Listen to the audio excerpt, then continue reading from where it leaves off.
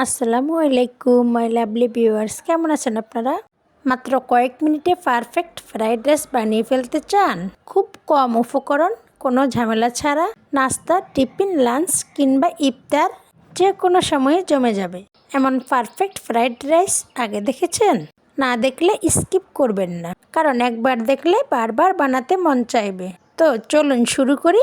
এর জন্য লাগবে ক্যাপসিকাম, টমেটো, কাঁচামরিচ, পেঁয়াজ জুলিয়ান কাট এবং আমার কাছে ছিল পেঁয়াজগুলি ফ্রোজেন করা। অর্থাৎ আপনাদের হাতের কাছে যে ধরনের সবজি থাকবে সবগুলোই ব্যবহার করতে পারবেন। বরবটি, ব্রোকলি, আলু, মটরশুঁটি সব কিছুই। তো এর জন্য টমেটোটা কিভাবে কাটতে হবে একটু দেখিয়ে দিলাম। কোন তরকারিতে কিভাবে সবজি কাটতে হয় সেটাও কিন্তু জানার বিষয়। আসলে ফ্রাইড রাইস কিন্তু একটা রেসিপি না, এটা একটা স্মার্ট সলিউশন। তো আমি ফ্রাইড রাইসের জন্য এখানে কিউব করে কেটে নিয়েছি 3টি টমেটো। এরপর কেটে নেব ক্যাপসিকাম।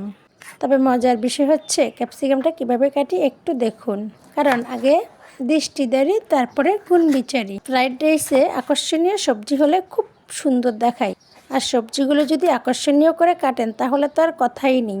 তো দেখুন এখানে ক্যাপসিকামগুলো কিভাবে কাটা হয়েছে, খুব ভালো লাগে দেখতে। দেখতে ভালো হলে খেতেও মন্দ নয়, কি বলেন আপনারা? দেখতে দেখতে রমজান মাস প্রায় শেষ হয়ে আসছে। তো সাহেরির সময় যে অবশিষ্ট ভাত থেকে যায় তাই দিয়ে আমি আজকে ফ্রাইড রাইস করে দেখাবো। এর সাথে আরও দিব ডিম। আপনারা চাইলে চিকেনও ব্যবহার করতে পারেন, তবে আমি আজকে এগ ফ্রাইড রাইস করছি, তাই শুধু ডিমই দিব। এর সাথে আরও লাগবে এর মূল আকর্ষণ, বাসি ভাত। তারপর একটি পাত্র বসিয়ে দিলাম চুলায়। তাতে 3 টেবিল চামচ পরিমাণ সয়াবিন তেল দিয়ে দিলাম। তেলটা গরম হওয়ার পরে এতে দিয়ে দিলাম জুলিয়ান কাট করা পেঁয়াজ কুচিগুলো। এরপর এর সাথে দিলাম 1 চামচ পরিমাণ লবণ আপনাদের স্বাদ মতো, কারণ কে কতটুকু ভাত ব্যবহার করবেন তার উপরে ভিত্তি করবে। এরপর দিয়ে দিলাম একটি ডিম। ডিমটা হালকা একটু হওয়ার পরে নাড়াচাড়া করব।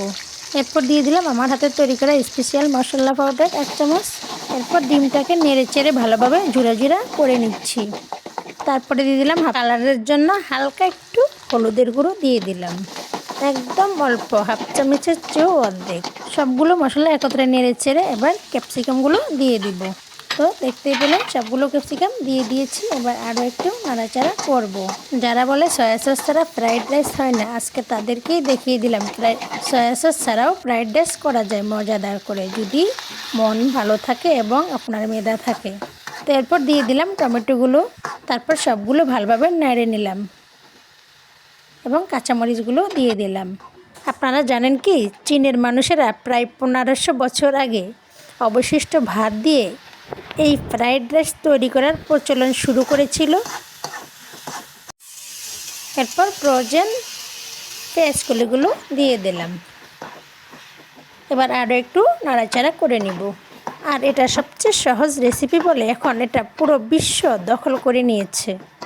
কারণ কি, সময় বাঁচে, খরচও বাঁচে, কম উপকরণ লাগে, কিন্তু স্বাদ আর পুষ্টিতে অনন্য।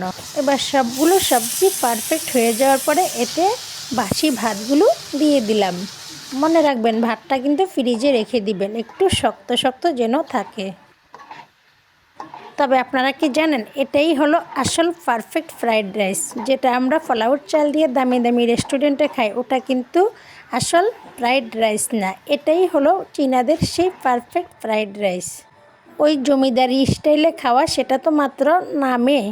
তো এখন থেকে সবাই বাসায় এই সহজ উপায়ে ফ্রাইড রাইস রান্না করে খাবেন ঝটপট। এর জন্যই আমি আপনাদের জন্য সহজভাবে নিয়ে আসলাম।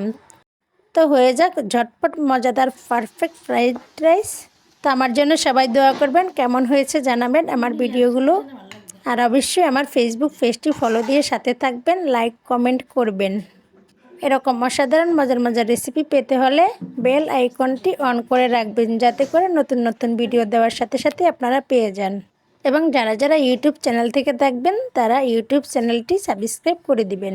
তো আজ এ পর্যন্তই, সবাই ভালো থাকবেন, দেখা হবে নতুন কোনো ভিডিওতে। আল্লাহ হাফেজ।